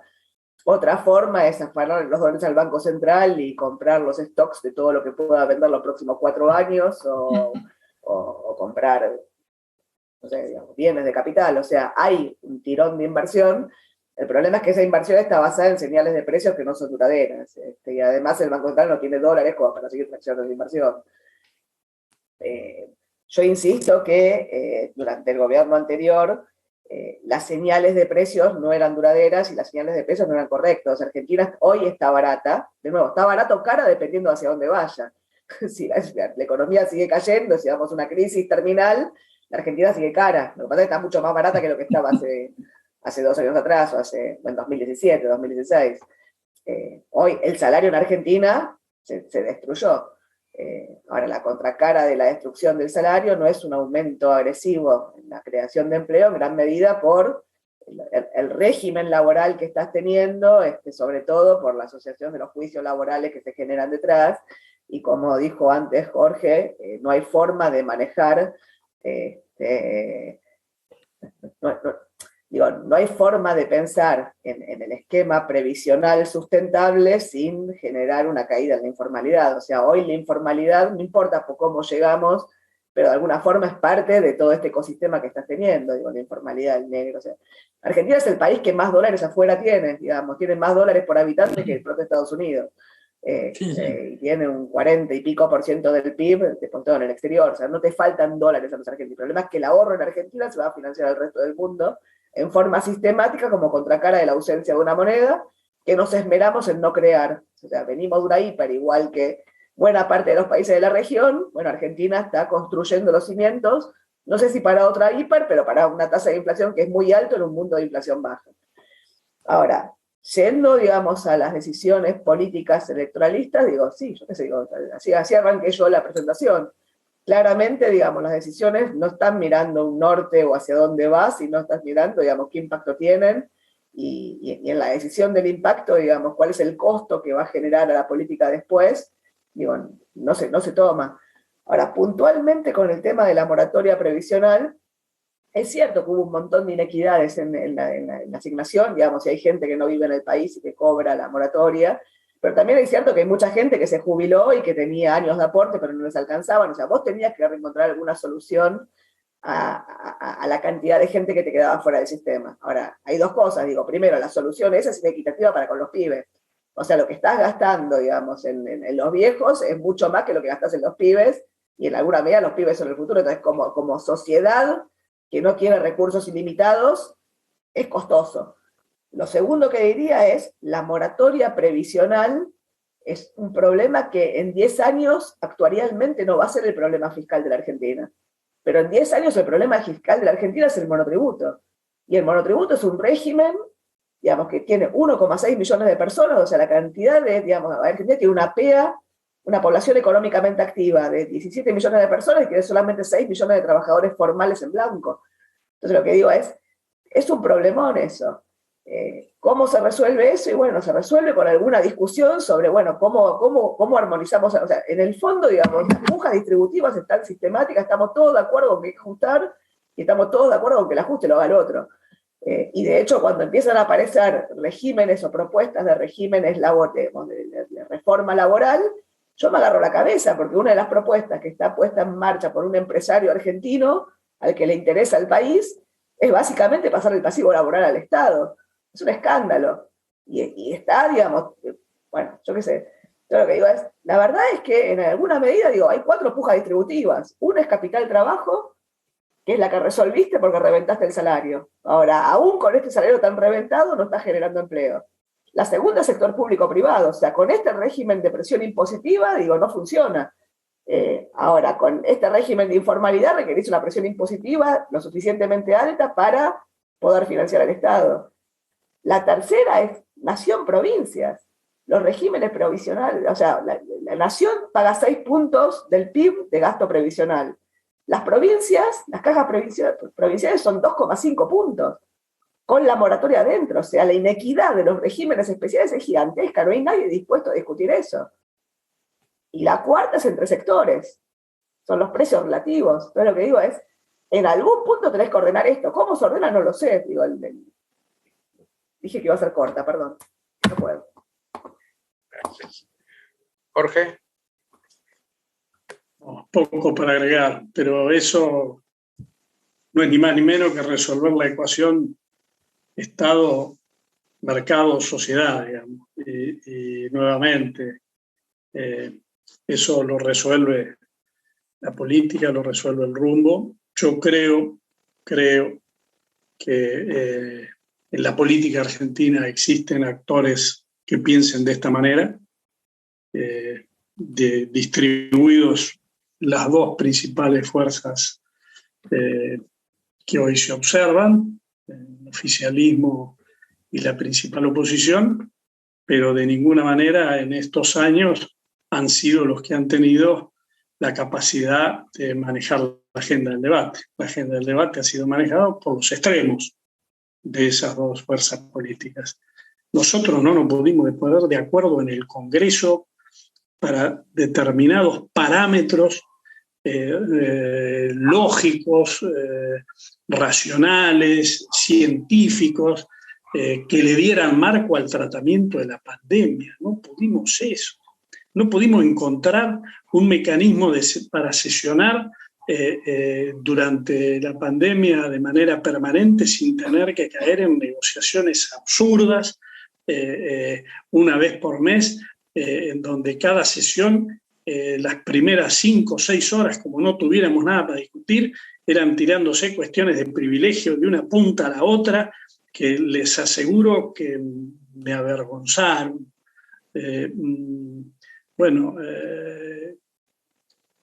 Es eso lo que hay que romper. No hay interlocutores, no hay en la política argentina actores. Sí, seguramente los hay, yo no voy a hacer nombre, pero creo que los hay. Lo que sí estoy seguro que ninguno de ellos han manejado la agenda del debate oficialista y del debate opositor. Esa ecuación hay que resolverla. La puja es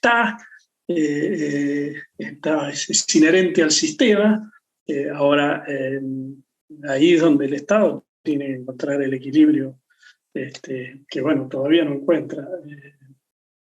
Y así estamos. Yo soy de profesión economista y he dejado de ejercerla, pero quizá no la ejercí nunca, pero mis años metidos dentro de la actividad política me convencen definitivamente que las soluciones salen de ahí o no salen, porque además las he visto. Argentina ha tenido momentos en que la política ha dado respuestas adecuadas. Yo no me olvido de Antonio Cafiero en el balcón con Alfonsín, no me olvido del acuerdo parlamentario que permitió en el año 2001 ponerle una red a una crisis que parecía no tener fondo. Lo viví. Bueno, ¿por qué no creer, si bien hoy los liderazgos no se observan y los liderazgos que más se observan no parecieran que expresaran ello, creer que en cada una de las fuerzas hay algún liderazgo en segundas líneas que puedan entrar a pensar en esto cuando un paso antes de llevarnos por delante. La historia dice que solo cambiamos cuando nos llevamos por delante. Digamos, tuvimos que tener una hiper para ir a la convertibilidad y nos tuvo que estallar en las manos la convertibilidad para poder generar una nueva forma de organización económica. La capacidad de anticiparse de la política argentina ha sido pésima. ¿Qué puedo menos que aportar que antes de que un estallido con los terribles costos que puede tener de una economía que explote definitivamente, haya quien pueda poner un piso de racionalidad? Quiero dar esa expectativa de que esa posibilidad existe. Y si eso empieza, bueno, ese es el camino de solución. Después del estallido de la convertibilidad, se imaginaba alguien que se podía encontrar una forma de organización económica que generara durante 6, 7 años crecimiento con estabilidad de precios.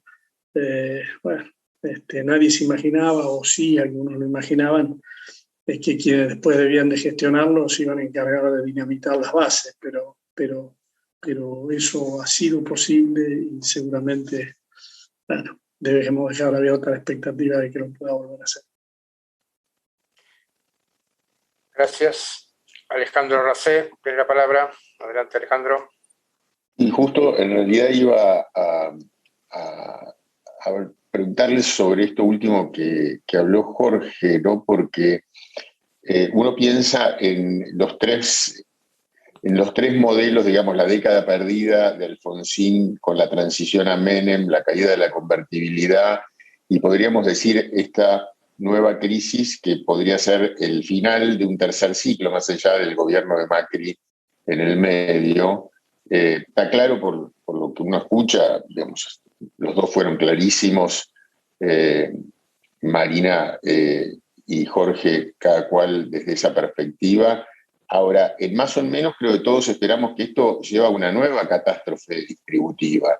Puede ser más corta, más larga, más hiperinflación, con más inflación, pero en definitiva lo hacemos desde un piso mucho peor, digamos, porque a pesar de todo la convertibilidad había dejado un colchón de inversión, vino la soja, es decir, en un sentido también de cantidad de pobreza, digamos, por todos los indicadores sociales.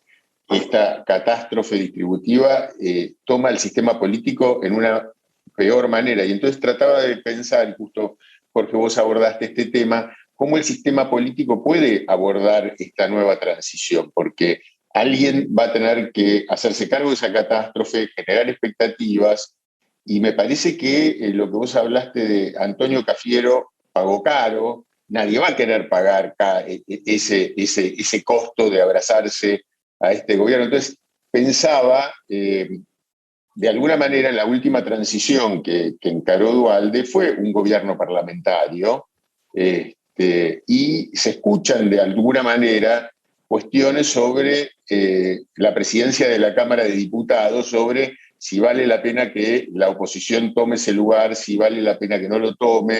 Es decir, de qué manera se empieza a pergeñar una posibilidad que es que esto vaya a una transición parlamentaria. Me parece que habría que empezar a imaginar mecanismos institucionales, porque la verdad es que también es muy difícil para la oposición abrazarse en esta situación. Alguien va a tener que pagar los costos y también es cierto que es un sistema político donde más allá de que la gente realmente admirablemente todavía sigue teniendo expectativas, viste, hay como una idea que cuando dos diputados de distintas fuerzas tienen más en común que con los representados, el sistema político está en problemas. La sensación es que el sistema político está muy encapsulado en sus propios intereses, y frente a esa catástrofe distributiva que nuevamente se da en un piso tan bajo como el que estamos, pensaba cómo se imaginaban ustedes una posible salida institucional. De hecho, bueno, no voy a traer a alguien de una estima intelectual enorme, pero creo que hoy Moreno empezó a hablar de ese tema, ¿no? Hizo alguna declaración sobre el final de Cristina y de Alberto. Ahora, insisto, me parece que habría que pensar en que esto tendría que ir a una resolución parlamentaria probablemente, ¿no? Es muy difícil encontrar un acuerdo, sino para enfrentar estos desafíos con un acuerdo con el fondo de por medio.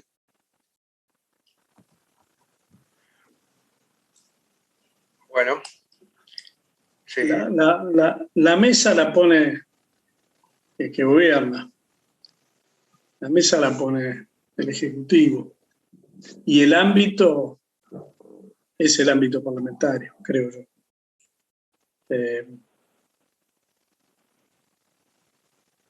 ¿La va a poner a la mesa el Ejecutivo? No lo sé. Existen y probablemente se enriquezca el ámbito parlamentario con figuras políticas, algunas por las que se van, como en mi caso, y otras por las que llegan, en donde uno pueda observar que esa posibilidad, si la mesa se pone, existe. Yo creo que sí. ¿Es sencillo? De ninguna manera. ¿Es a lo que le doy más probabilidad? Prefiero reservarme la respuesta. Ahora, ¿existe esa posibilidad? Sí, y creo que el orden es ese. La mesa la pone el que gobierna y me parece que el ámbito parlamentario es el ámbito de los grandes acuerdos, fundamentalmente por la fragmentación de los partidos políticos, por la inexistencia de liderazgos muy claros, digamos. No me escapa cuando yo hice referencia al acuerdo del 2001, que por lo menos en el ámbito parlamentario y el gobierno de base parlamentaria, como vos señalabas, Alejandro, bueno, había dos liderazgos como el de Alfonsín y Duhalde, que aunque podían estar deteriorados y deslegitimados electoralmente ante buena parte de la sociedad, ejercían hacia dentro de sus fuerzas y particularmente hacia dentro del Congreso un liderazgo que el acuerdo lo pudieron bajar y materializar. Lo viví en carne propia. Yo discutí el presupuesto 2003 en el Congreso, donde en la oposición estaba Raúl Baglini. Entonces, facilita un poco esas cosas, ¿no? Cuando existen calidad dirigencial de esa estatura. Así que me parece que ese es el orden. Micrófono, Marina. No, yo no tengo mucho para agregar, porque la verdad es que no sé cómo se ordena, pero en 2001 el que se vayan todos estaba a la vuelta de la esquina, ¿no? O sea, en 2001, digamos, después de la ruptura del sistema financiero, tenías a la gente en la calle, digamos, estuviste al borde, digamos. Hoy mi sensación es que la situación no es la misma, todavía no sé cómo deriva esto, pero la verdad que el gobierno debería buscar mecanismos de concertación y hoy está totalmente del otro lado, o sea, yo qué sé, no paran, todavía están de campaña, o sea, todavía están de campaña, la verdad que es difícil de imaginarse eso.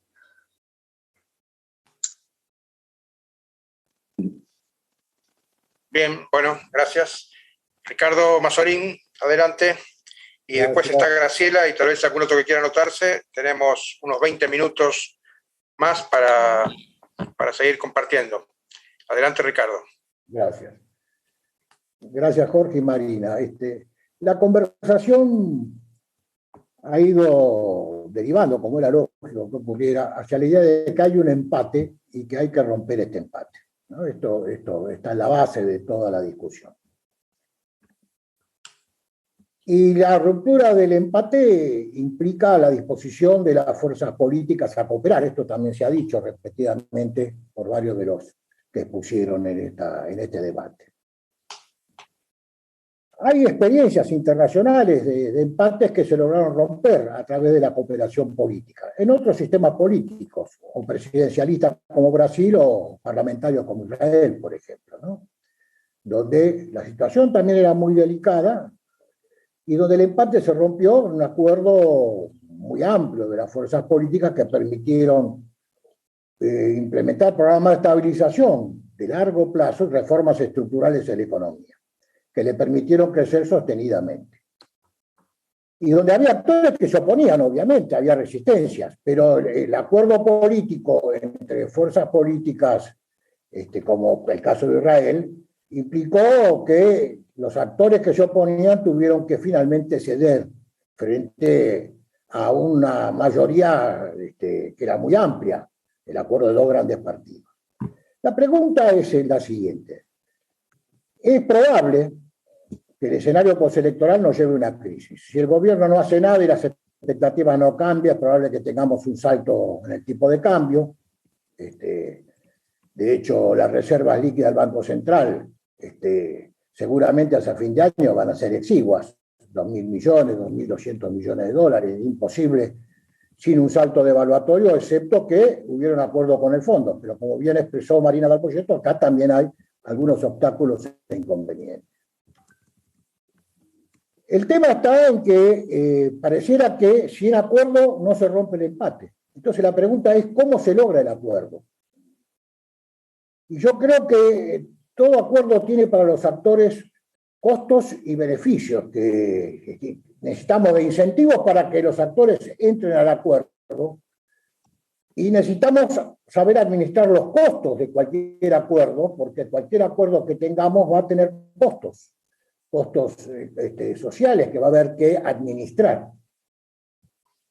Entonces la pregunta es, más allá de los extremos de ambas coaliciones, pongámosle nombre si queremos, Macri en la coalición Juntos por el Cambio, Cristina Fernández de Kirchner en la coalición, no sé cómo se llama ahora, todos creo. La pregunta es, dentro de estas coaliciones, ¿ustedes creen que hay sectores moderados dispuestos a entender que no se sale de esta encrucijada si no se rompe el empate y se establecen reglas claras para la cooperación política? Esta es una pregunta, yo no tengo la respuesta, obviamente. Si la tuviera estaría encantado de dárselas, pero no la tengo. Pero la pregunta, y Jorge acá seguramente que tiene más experiencias que nosotros, podría aproximar el bochín. Hay sectores moderados, por ejemplo, dentro de la coalición que gobierna hoy, dispuestos a aceptar unas reglas de cooperación política que tengan incentivos para que ingresen a esta cooperación, para romper el empate y formular un programa de estabilización de más largo plazo y apoyar las reformas estructurales, que son varias y son complejas, que requiere la economía argentina, porque si no estos dilemas no se van a romper nunca. Si los sectores moderados no están dispuestos a empezar a conversar ahora, ¿no? Cuando venga la crisis. Cuando venga la crisis no sabemos qué va a ocurrir. La crisis, nadie de antemano puede anticipar cuáles son las salidas de ella. Porque sin la colaboración de estos sectores, si estos sectores no están dispuestos a tomar algún riesgo político, de sentarse en una mesa y cooperar. Yo no espero que el gobierno establezca, el gobierno, digo en este momento el Ejecutivo y la coalición gobernante tal cual está estructurada, se siente a una mesa a cooperar. Lo que va a intentar hacer es lo que dijo Marina, a ver que la oposición pague parte del costo del ajuste. Pero esto no es generar los incentivos correctos. La idea es si estos sectores moderados de ambas coaliciones están dispuestos, primero si existen, y segundo si están dispuestos a sentarse en una mesa para cooperar y establecer las reglas. El programa de Israel estableció reglas. Por ejemplo, estableció una regla que era la rotación en los cargos. O sea, el primer ministro rotaba. Había incentivos para que ingresaran el Likud a la coalición y apoyara un programa de estabilización que le recuerdo que tenía la oposición de la Histadrut, por ejemplo, obviamente. Entonces, me parece que esa es la pregunta.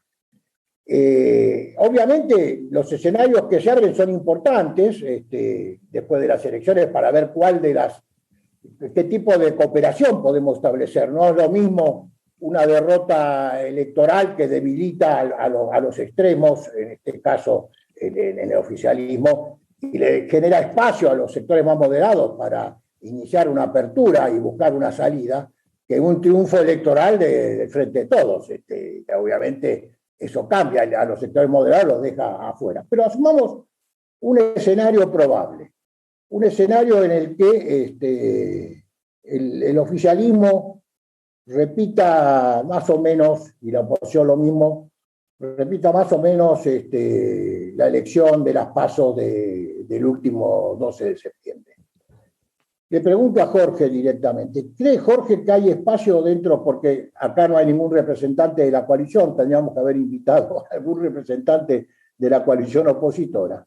Le pregunto a Jorge si él cree que dentro del peronismo hay sectores racionales y que estarían dispuestos, en el caso de que sea un resultado como el que uno prevé, dispuestos a sentarse a una mesa y establecer alguna regla de cooperación que permita romper este empate para adelante. Gracias. ¿No te la puedo contestar en diciembre o no?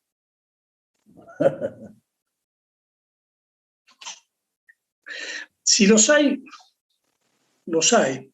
Yo no sé si el término es moderado. No me gusta calificarlo, digamos. Además, no soy quien para hacerlo. Ni moderado, ni racional, no digo que no comparta tus expresiones, simplemente no lo califico.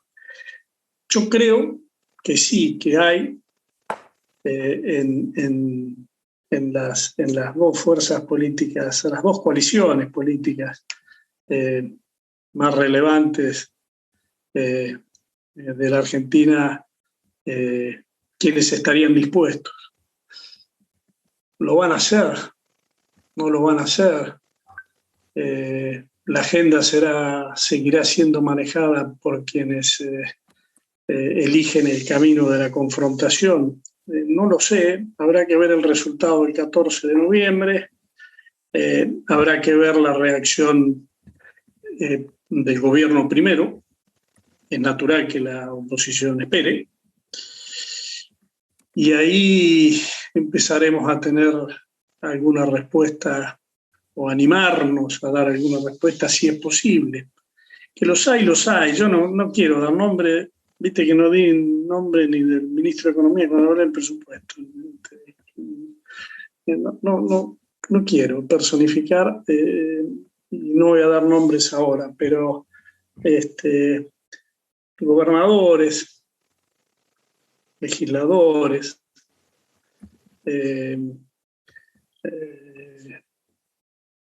tienen una visión clara de que eso es necesario, y de uno y de otro lado. Insisto, acá ni siquiera importa si es por convicción o por necesidad. Probablemente haya por distintas razones.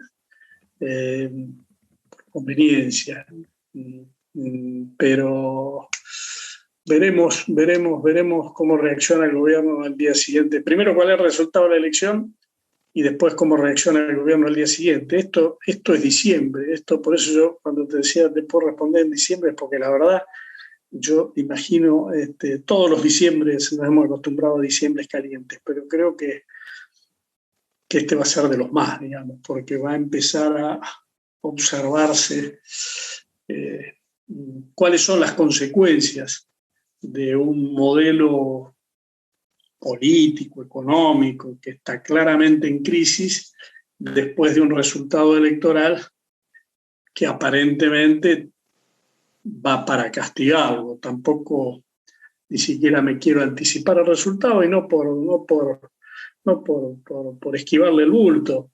Vos me hubiese preguntado, yo tengo una historia en el peronismo, me hubiese preguntado hace pila de años. Yo me fui formalmente en el 2005, el día que se rompió el acuerdo del justicialismo bonaerense. Ese día me fui, era presidente del banco, tenía mandato por 4 años y me fui al año y medio, renuncié, se rompió el acuerdo, me fui. Pero vengo de ahí. Y la verdad, por eso también me cuesta ciertos calificativos, porque en algunas maneras puedo estar calificando hasta mi propia historia. Yo me siento parte de una generación política que ha fracasado y me siento interpelado. Después cada uno analizará su responsabilidad. Probablemente todos seamos benévolos con la que nos toca a nosotros, pero me hubieses preguntado en otro momento y iba ahí, me desvié. El peronismo también me cuesta calificar claramente, del frente de todos. Podría dar vuelta una elección en la provincia de Buenos Aires que perdió por 360.000 votos, con la desmovilización que hubo, con la cantidad de gente. Podría, si yo saco algunos recuerdos del peronismo que viví, te diría, y por ahí rasguña el empate, digamos, si de 4 lo lleva a 2. Ahora, si veo lo que ha hecho desde el día siguiente a la elección o desde la misma noche, saquemos la noche porque parecía que el discurso fue un poquito más sensato, desde el día siguiente, y digo, no, así no. De todas maneras, también hay que ver cuál es la lectura final de ese resultado, porque si uno lo mira con cuidado, creo que termina siendo más importante un resultado que se mira menos, que es el de las provincias que distribuyen senadores, ¿no? Porque la provincia de Buenos Aires, si se repite el resultado de las PASO, 16 diputados Cambiemos, discúlpenme que yo soy antiguo hasta para los nombres, pero sabemos de qué hablamos, no se llama más Cambiemos, ¿no? Pero 15 frente de todos, 2 la izquierda y 2 la lista de Esper. Ahí están los 35 que se renuevan. ¿Cuánto puede cambiar eso? Poquito. Obviamente tiene un valor simbólico el resultado, pero si da vuelta a 2 puntos, después aparece el don y capaz que el reparto es más o menos el mismo. No es lo mismo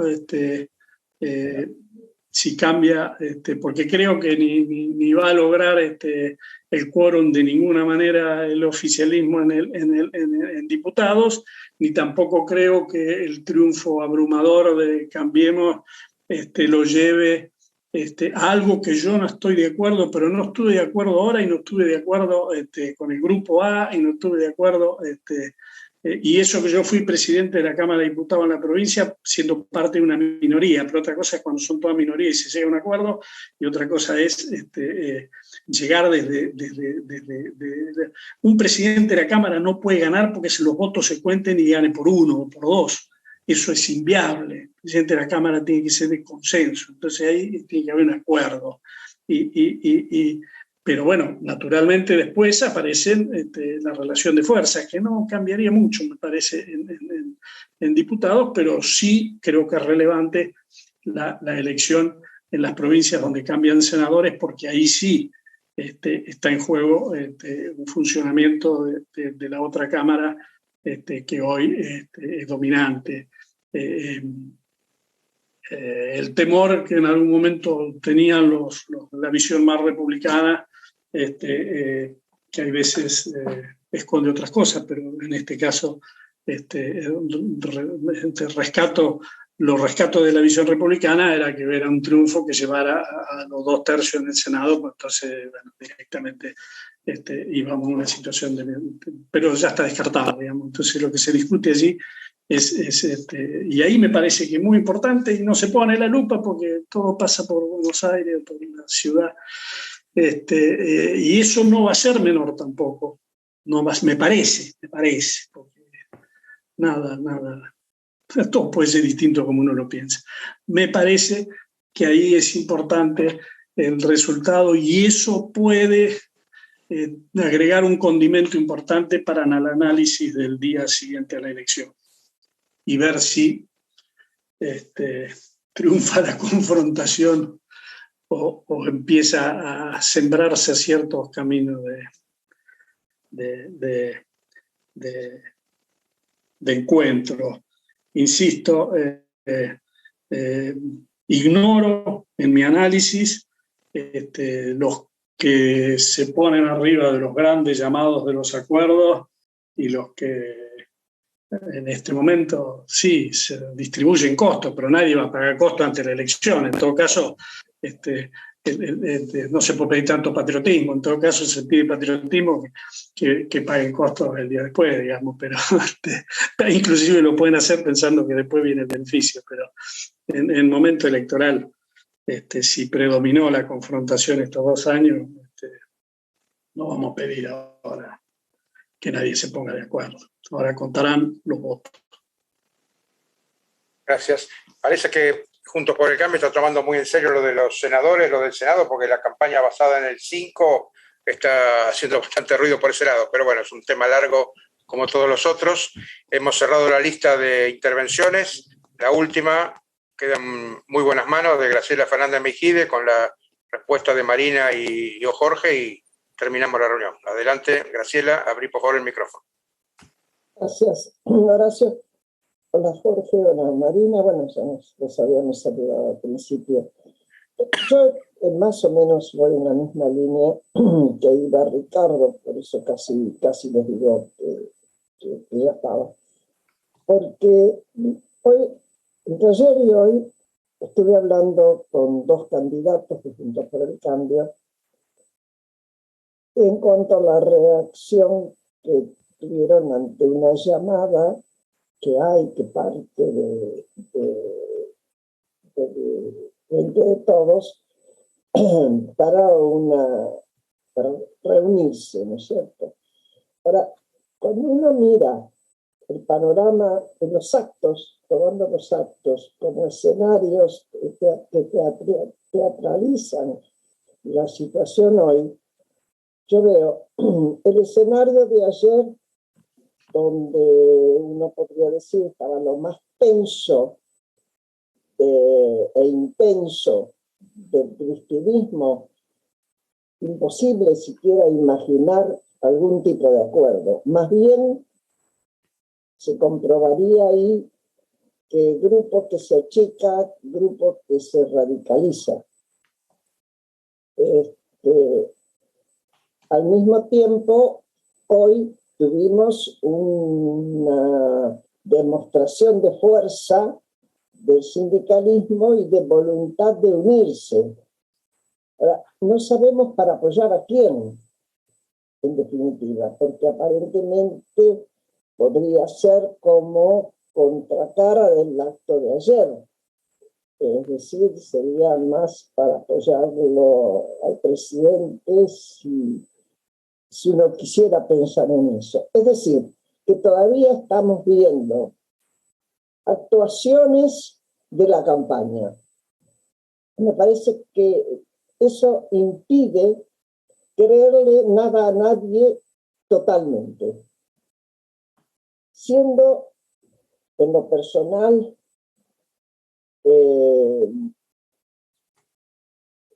dispuesta, digamos, propensa a impulsar a los acuerdos cooperativos, Es más, integrando un grupo que está trabajando en eso, honestamente, y que el CPA aprueba y apoya y se ha hecho público. Mi pregunta, y no se la hago a ustedes porque no quiero cargarles con esa, porque me parece que tenés razón, Jorge, que va a haber que esperar a las elecciones y cómo reacciona cada grupo. Creo que podemos elucubrar todo lo que queramos, pero yo no pude menos que convocar a algún grupo de amigos a mi casa para esperar el resultado de las elecciones y ver qué pasa después. Pero después eso va a ser especulación pura. Y cómo mida cada una de las fuerzas, cuánto en eso de la cooperación y de la cooperación, sí, cuánto pongo y cuánto me llevo. En lo que describió Ricardo, ¿no? En el acuerdo tanto de Israel como de otros lados, como el propio Chile, donde se acordó cómo iban a ser las elecciones después que terminara Alwin. Es decir, quién iba a seguir y cómo se iban a rotar en los grupos. Eso necesita de una cultura política que ojalá aparezca. Yo tengo mi fe puesta ahí, pero por si tenés 82 años, yo tengo 90. Ya difícil que vea muchas cosas diferentes, pero bueno, la esperanza de que algunos gobernadores de ambos sectores del interior entiendan, si hay una buena respuesta, que tienen que ayudar a empujar ese acuerdo. Yo confío en eso, pero bueno, cuando uno confía así, desconfía. Yo personalmente desconfío de que sean mis deseos, más que elementos concretos como para pensar que pueda ocurrir, pero lo deseo. Y a vos ya te tenemos del lado nuestro, así que gracias. Gracias por estar acá y un aplauso a todos. Bueno, gracias. Gracias, Graciela. Bueno, si hay algún comentario de Marina o Jorge. Si no, bueno, comenzamos con la economía, se fue derivando casi naturalmente hacia lo político y sobre todo a la necesidad y búsqueda de un acuerdo amplio. Ojalá pueda concretarse pronto. Agradecemos la presencia de todos, especialmente a Marina y Jorge por su intervención, que dio mucho elemento para seguir pensando. Seguimos en el club político tratando de debatir temas de interés nacional. Muchas gracias para todos. Gracias. Buenas noches. Hasta la próxima. Gracias. Abrazo, Jorge.